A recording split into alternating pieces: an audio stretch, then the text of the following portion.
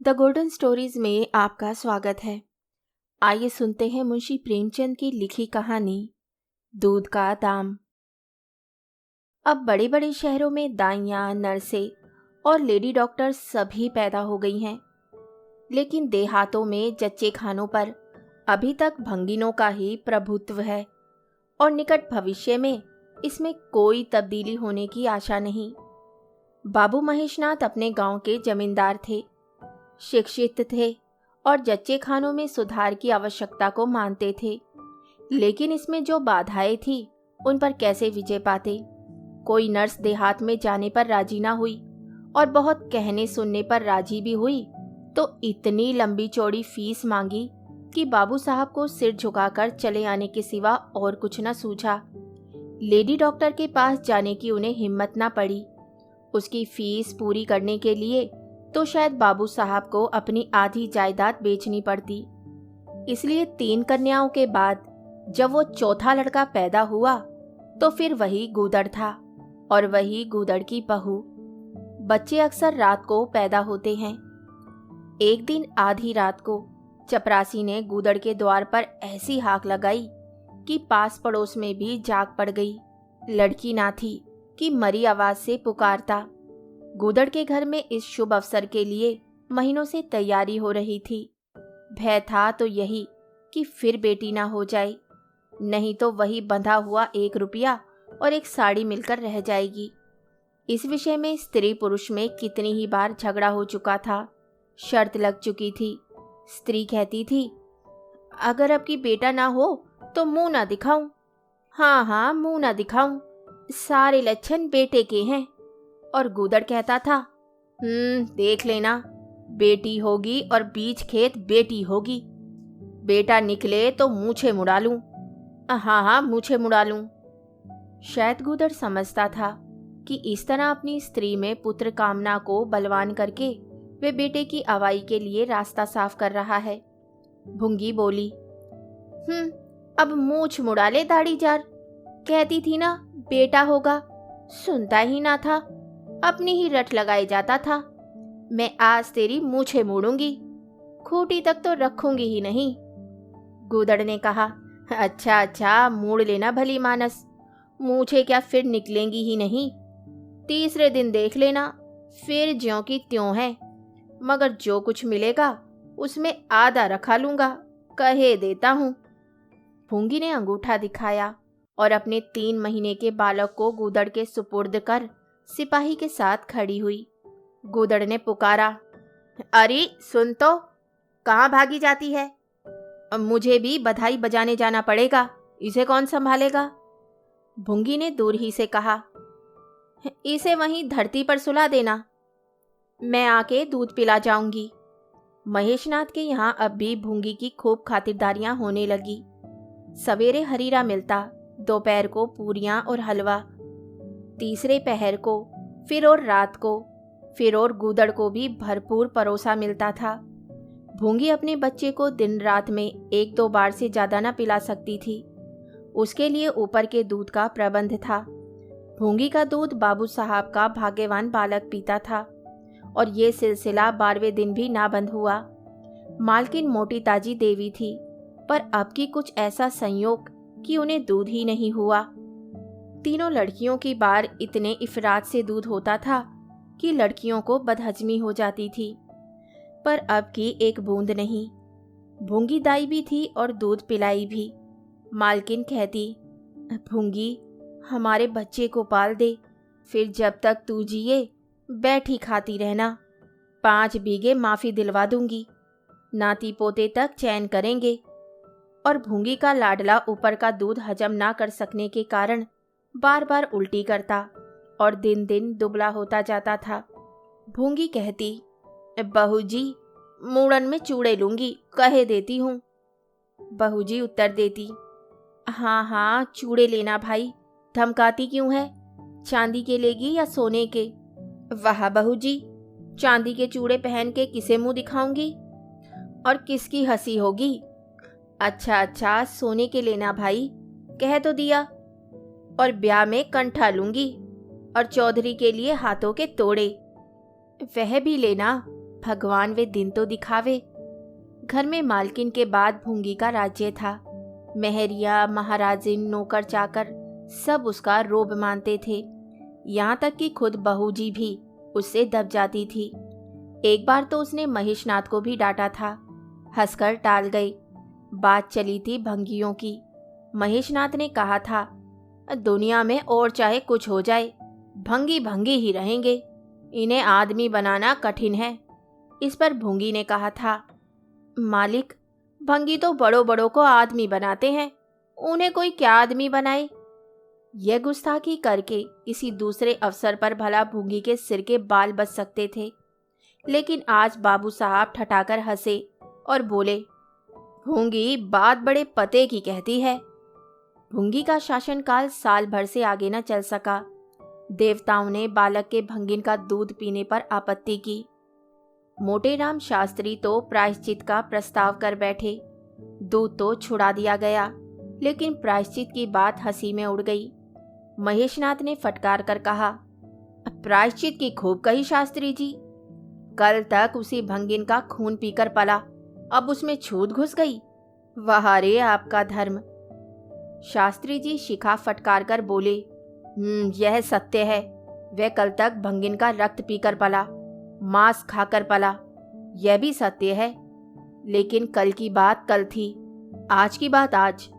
जगन्नाथपुरी में छूत अछूत सब एक पंगत में खाते हैं, पर यहाँ तो नहीं खा सकते। बीमारी में तो हम भी कपड़े पहने खा लेते हैं, खिचड़ी तक खा लेते हैं बाबूजी, लेकिन अच्छे हो जाने पर तो नेम का पालन करना ही पड़ता है। आपधर्म की बात न्यारी है। तो इसका यह अर्थ है कि धर्म बदलता रहता है, कभी कुछ कभी कुछ। और क्या, राजा का धर्म अलग, प्रजा का धर्म अलग, अमीर का धर्म अलग, गरीब का धर्म अलग। राजे महाराजे जो चाहे खाएं, जिसके साथ चाहे खाएं, जिसके साथ चाहे शादी ब्याह करे, उनके लिए कोई बंधन नहीं। समर्थ पुरुष है, बंधन तो मध्य वालों के लिए है। प्रायश्चित तो ना हुआ, लेकिन भुंगी को गद्दी से उतरना पड़ा। हाँ, दान दक्षिणा इतनी मिली कि वह अकेले ना ले जा सकी, और सोने के चूड़े भी मिले। एक ही जगह दो नई सुंदर साड़ियाँ, मामूली नैनसुख की नहीं, जैसी लड़कियों की बार मिली थी। इसी साल प्लेग ने जोर बांध और गूदड़ पहले ही चपेट में आ गया। भूंगी अकेली रह गई, पर गृहस्थी ज्यों की त्यों चलती रही। लोग ताक लगाए बैठे थे कि भूंगी अब गई। फला भंगी से बातचीत हुई, फला चौधरी आए, लेकिन भूंगी कहीं ना आई, न कहीं गई। यहाँ तक कि 5 साल बीत गए और उसका बालक मंगल दुर्बल और सदा रोगी रहने पर भी दौड़ने लगा। सुरेश के सामने पिद्दी सा लगता था। एक दिन भूंगी महेशनाथ के घर का परनाला साफ कर रही थी। महीनों से गलीज जमा हो रहा था। आंगन में पानी भरा रहने लगा था। परनाले में एक लंबा मोटा बांस डालकर जोर से हिला रही थी। पूरा दाहिना हाथ परनाले के अंदर था कि एकाएक उसने चिल्लाकर हाथ बाहर निकाल लिया, और उसी वक्त एक काला सांप परनाले से निकलकर भागा। लोगों ने दौड़कर उसे मार तो डाला, लेकिन भूंगी को ना बचा सके। समझे पानी का सांप है, विषैला ना होगा, इसलिए पहले कुछ गफलत की गई। जब विष देह में फैल गया और लहरें आने लगी, तब यह पता चला कि वे पानी का सांप नहीं, गेहूं था। मंगल अब अनाथ था। दिन भर महेश बाबू के द्वार पर मंडराया करता। घर में झूठन इतना बसता था कि ऐसे ऐसे 10-5 बालक पल सकते थे। खाने की कोई कमी ना थी। हाँ, उसे तब बुरा जरूर लगता था जब उसे मिट्टी के कसूरों में ऊपर से खाना दिया जाता था। सब लोग अच्छे अच्छे बर्तनों में खाते, उसके लिए मिट्टी के कसूरे। यूं उसे इस भेदभाव का बिल्कुल ज्ञान ना होता था, लेकिन गांव के लड़के चिढ़ा चिढ़ा कर उसका अपमान करते रहते। कोई उसे अपने साथ खिलाता भी ना था। यहाँ तक कि जिस टाट पर वे सोता था वह भी अछूत था। मकान के सामने एक नीम का पेड़ था, इसी के नीचे मंगल का डेरा था। एक फटा सा टाट का टुकड़ा, 2 मिट्टी के कसूरे और एक धोती, जो सुरेश बाबू की उतरन थी। जाड़ा, गर्मी, बरसात हर एक मौसम में वह जगह एक सी आरामदेह थी और भाग्य का बली मंगल झुलसती हुई लू, गलते हुए जाड़े और मूसलाधार वर्षा में भी जिंदा और पहले से कहीं स्वस्थ था। बस उसका कोई अपना था तो गांव का एक कुत्ता, जो अपने सहवर्गियों के जुल्म से दुखी होकर मंगल की शरण आ पड़ा था। दोनों एक ही खाना खाते, एक ही टाट पर सोते। तबीयत भी दोनों की एक सी थी और दोनों एक दूसरे के स्वभाव को जान गए थे। कभी आपस में झगड़ा ना होता। गांव के धर्मात्मा लोग बाबू साहब की इस उदारता पर आश्चर्य करते। ठीक द्वार के सामने 50 हाथ भी ना होगा मंगल का पड़ा रहना उन्हें 16 आने धर्म विरुद्ध जान पड़ा। छी छी छी, यही हाल रहा तो थोड़े ही दिनों में धर्म का अंत ही समझो। भंगी को भी भगवान ने ही रचा है, यह हम भी जानते हैं। उसके साथ हमें किसी तरह का अन्याय ना करना चाहिए। यह किसे नहीं मालूम, भगवान का तो नाम ही पतित पावन है, लेकिन समाज की मर्यादा भी कोई वस्तु है। उस द्वार पर जाते हुए संकोच होता है। गांव के मालिक हैं, जाना तो पड़ता ही है, लेकिन बस यही समझ लो कि घृणा होती है। मंगल और टोमी में गहरी बनती थी। मंगल कहता, देखो भाई टोमी, जरा और खिसक कर सो। आखिर मैं कहाँ लेटूं? सारा टाट तो तुमने घेर लिया। टोमी कुंकू करता, दुम हिलाता और खिसक जाने के बदले और ऊपर चढ़ाता एवं मंगल का मुंह चाटने लगता। शाम को वे एक बार रोज अपना घर देखने और थोड़ी देर रोने जाता। पहले साल फूस का छप्पर गिर पड़ा, दूसरे साल एक दीवार गिरी और अब केवल आधी आधी दीवारें खड़ी थीं, जिनका ऊपरी भाग नोकदार हो गया था। यहीं उसे स्नेह की संपत्ति मिली थी। वही स्मृति, वही आकर्षण, वही प्यार उसे एक बार उस उजड़ में खींच ले जाता था और टॉमी सदैव उसके साथ होता। मंगल नोकदार दीवार पर बैठ जाता और जीवन के बीते और आने वाले स्वप्न देखने लगता और बार बार उछलकर उसकी गोद में बैठने की असफल चेष्टा करता। एक दिन कई लड़के खेल रहे थे। मंगल भी पहुंचकर दूर खड़ा हो गया। या तो सुरेश को उस पर दया आई या खेलने वालों की जोड़ी पूरी ना पड़ती थी, कह नहीं सकते। जो कुछ भी हो, तजवीज की कि आज मंगल को भी खेल में शरीक कर लिया जाए। यहाँ कौन देखने आता है? क्यों रे मंगल, खेलेगा? मंगल बोला, ना भैया, कहीं मालिक देख लें तो मेरी चमड़ी उधेड़ दी जाए। तुम्हें क्या, तुम तो अलग हो जाओगे। सुरेश ने कहा, तो यहाँ कौन आता है देखने? चल बे, हम लोग सवार सवार खेलेंगे। तू घोड़ा बनेगा, हम लोग तेरे ऊपर सवारी करके दौड़ाएंगे। मंगल ने शंका की, मैं बराबर घोड़ा ही रहूंगा कि सवारी भी करूंगा, यह तो बता दो। यह प्रश्न टेढ़ा था, किसी ने इस पर विचार न किया था। सुरेश ने एक क्षण विचार करके कहा, तुझे कौन अपनी पीठ पर बिठाएगा? सोच, आखिर तू भंगी है कि नहीं? मंगल भी कड़ा हो गया, बोला, मैं कब कहता हूं कि मैं भंगी नहीं हूं? लेकिन तुम्हें मेरी ही माँ ने अपना दूध पिलाकर पाला है। जब तक मुझे भी सवारी करने को ना मिलेगी, मैं घोड़ा ना बनूंगा। तुम लोग बड़े चक्खड़ हो, आज तो मजे से सवारी करोगे और मैं घोड़ा ही बना रहूं। सुरेश ने डांट कर कहा, तुझे घोड़ा बनना पड़ेगा। और मंगल को पकड़ने दौड़ा। मंगल भागा, सुरेश ने दौड़ाया। मंगल ने कदम और तेज किया, सुरेश ने भी जोर लगाया, मगर वह बहुत खा खा कर थुलथुल हो गया था और दौड़ने में उसकी सांस फूलने लगती थी। आखिर उसने रुककर कहा, आकर घोड़ा बनो मंगल, नहीं तो कभी पा जाऊंगा तो बुरी तरह पीटूंगा। तुम्हें भी घोड़ा बनना पड़ेगा। अच्छा अच्छा, हम भी बन जाएंगे, तुम पीछे से निकल जाओगे। पहले तुम घोड़ा बन जाओ, मैं सवारी कर लूं, फिर मैं बनूंगा। सुरेश ने सचमुच चकमा देना चाहा था। मंगल का ये मुतालबा सुनकर साथियों से बोला, देखते हो उसकी बदमाशी, भंगी है ना इसलिए। तीनों ने मंगल को घेर लिया और उसे जबरदस्ती घोड़ा बना दिया। सुरेश ने चटपट उसकी पीठ पर आसन जमा लिया और टिक टिक करके बोला, चल घोड़े चल। मंगल कुछ देर तक तो चला, लेकिन उस बोझ से उसकी कमर टूटी जाती थी। उसने धीरे से पीठ सिकोड़ी और सुरेश की रान के नीचे सरक गया। सुरेश महोदय लद से गिर पड़े और भोंपू बजाने लगे। माँ ने सुना सुरेश कहीं रो रहा है। सुरेश कहीं रोए तो उनके तेज कानों में जरूर भनक पड़ जाती थी और उसका रोना भी बिल्कुल निराला होता था, जैसे छोटी लाइन के इंजन की आवाज। मैरी से बोली, देख तो सुरेश कहीं रो रहा है, पूछ तो किसने मारा। इतने में सुरेश खुद आंखें मलता हुआ आया। उसे जब रोने का अवसर मिलता था तो माँ के पास फरियाद लेकर जरूर आता था। माँ मिठाई या मेवे देकर आंसू पोंछ देती थी। आप थे तो 8 साल के, मगर थे बिल्कुल गावदी। हद से ज्यादा प्यार ने उसकी बुद्धि के साथ वही किया था जो हद से ज्यादा भोजन ने उसकी दह के साथ। माँ ने पूछा, क्यों रोता है सुरेश, बता किसने मारा। सुरेश ने रोकर कहा, मंगल ने छू दिया। माँ को विश्वास न आया।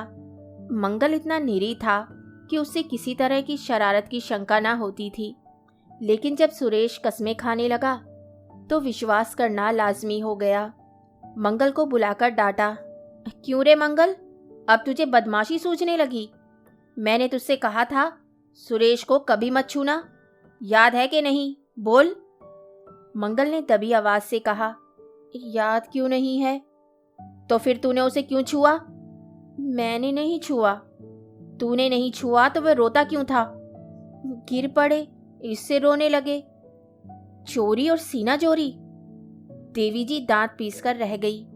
मारती तो उसी दम स्नान करना पड़ता, छड़ी तो हाथ में लेनी ही पड़ती, और छूत का विद्युत प्रवाह इस छड़ी के रास्ते उनकी देह में पेवस्त हो जाता।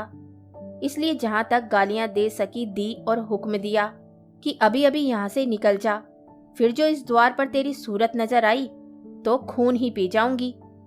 मुफ्त की रोटियां खा खा कर शरारत सूझती है आदि। मंगल में गैरत तो क्या थी, हाँ डर था। चुपके से अपने सकोरे उठाए, टाट का टुकड़ा बगल में दबाया, धोती कंधों पर रखी और रोता हुआ वहां से चल पड़ा। अब वह यहाँ कभी ना आएगा। यही तो होगा कि भूखों मर जाएगा। क्या हरज है, इस तरह जीने से फायदा ही क्या। गांव में उसके लिए और कहाँ ठिकाना था। भंगी को कौन पनाह देता। उसी खंडर की ओर चला जहां भले दिनों की स्मृतियां उसके आंसू पहुंच सकती थी, और खूब फूट फूट कर रोया। उसी क्षण टॉमी भी उसे ढूंढता हुआ पहुंचा और दोनों फिर अपनी व्यथा भूल गए। लेकिन जो जो दिन का प्रकाश क्षीण होता जाता था, मंगल की ग्लानि भी क्षीण होती जाती थी। बचपन को बेचैन करने वाली भूख देह का रक्त पी पी कर और भी बलवान होती जाती थी। आंखें बार बार कसोरों की ओर उठ जाती। वहां अब तक सुरेश की झूठी मिठाइयां मिल गई होती, यहाँ क्या धूल फाके। उसने टॉमी से सलाह की, खाओगे क्या टॉमी। मैं तो भूखा लेट रहूंगा। टॉमी ने कुंकू करके शायद कहा, इस तरह का अपमान तो जिंदगी भर सहना है। यो हिम्मत हारोगे तो कैसे काम चलेगा। मुझे देखो ना, कभी किसी ने डंडा मारा, चिल्ला उठा, फिर जरा देर बाद दुम हिलाता हुआ उसके पास जा पहुंचा। हम तुम दोनों इसीलिए बने हैं। भाई, मंगल ने कहा, भाई तो तुम जाओ, जो कुछ मिले खा लो, मेरी परवाह ना करो। टॉमी ने अपनी श्वान भाषा में कहा, अकेला नहीं जाता, तुम्हें साथ लेकर चलूंगा। मैं नहीं जाता। तो मैं भी नहीं जाता। भूखों मर जाओगे। तो क्या तुम जीते रहोगे। मेरा कौन बैठा है जो रोएगा। यहाँ भी वही हाल है भाई। क्वार में जिस कुतिया से प्रेम किया था उसने बेवफाई की और अब कल्लू के साथ है। खैरियत यही हुई कि अपने बच्चे लेती गई, नहीं तो मेरी जान गाड़े में पड़ जाती। 5-5 बच्चों को कौन पालता। एक क्षण के बाद भूख ने एक दूसरी युक्ति सोच निकाली। अब मालकिन हमें खोज रही होगी क्या टॉमी। और क्या, बाबूजी और सुरेश खा चुके होंगे। कहार ने उनकी थाली से झूठन निकाल लिया होगा और हमें पुकार रहा होगा। बाबूजी और सुरेश दोनों की थालियों में खूब घी रहता है, और वे मीठी मीठी चीज, हाँ हाँ मलाई, सबका सब घूरे पर डाल दिया जाएगा। देखें, हमें खोजने कोई आता है। खोजने कौन आएगा, क्या कोई पुरोहित हो। एक बार मंगल मंगल होगा और बस थाली प्रणाली में उड़ेल दी जाएगी। अच्छा तो चलो चले, मगर मैं छिपा रहूंगा। अगर किसी ने मेरा नाम लेकर ना पुकारा तो मैं लौट आऊंगा, यह समझ लो।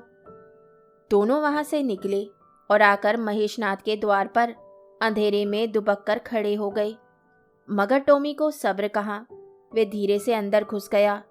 देखो, महेशनाथ और सुरेश थाली पर बैठ गए हैं। बरोठे में धीरे से बैठ गया, मगर डर रहा था कि कोई डंडा ना मार दे। नौकर में बातचीत हो रही थी। एक ने कहा, आज मंगलवा नहीं दिखाई देता। मालकिन ने डांटा था, इससे भागा है शायद। दूसरे ने जवाब दिया, अच्छा हुआ निकाल दिया गया, सवेरे सवेरे भंगी का मुंह देखना पड़ता था। मंगल और अंधेरे में खिसक गया। आशा गहरे जल में डूब गई। महेशनाथ थाली से उठ गए। नौकर हाथ धुला रहा है। अब हुक्का पिएंगे और सोएंगे। सुरेश अपनी माँ के पास बैठा कोई कहानी सुनता सुनता सो जाएगा। गरीब मंगल की किसे चिंता है। इतनी देर हो गई, किसी ने भूल से भी ना पुकारा। कुछ देर तक वे निराश सा वहां खड़ा रहा।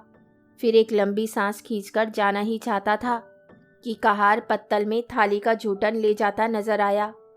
मंगल अंधेरे से निकलकर प्रकाश में आ गया। अब मन को कैसे रोके। कहार ने कहा, अरे तू यहाँ था, हमने समझा कि कहीं चला गया। ले खा ले, मैं फेंकने ले जा रहा था। मंगल ने दीनता से कहा, मैं तो बड़ी देर से यहाँ खड़ा था। तो बोला क्यों नहीं? मारे डर के। अच्छा अच्छा, ले खा ले। उसने पत्तल को ऊपर उठाकर मंगल के फैले हुए हाथों में डाल दिया। मंगल ने उसकी ओर ऐसी आंखों से देखा जिसमें दीन कृतज्ञता भरी हुई थी। टॉमी भी अंदर से निकल आया था। दोनों वहीं नीम के नीचे पत्तल में खाने लगे। मंगल ने एक हाथ से टॉमी का सिर सहलाकर कहा, देखा, पेट की आग ऐसी होती है। यह लात की मारी हुई रोटियां भी ना मिलती तो क्या करते। टॉमी ने दुम हिला दी। सुरेश को अम्मा ने पाला था। टॉमी ने फिर दुम हिलाई। लोग कहते हैं दूध का दाम कोई नहीं चुका सकता, और मुझे दूध का दाम यह मिल रहा है। टॉमी ने फिर दुम हिलाई। कहानी सुनने के लिए धन्यवाद। तो इसी के साथ मैं आपसे विदा लेती हूँ और कल फिर मिलती हूँ एक नई कहानी के साथ।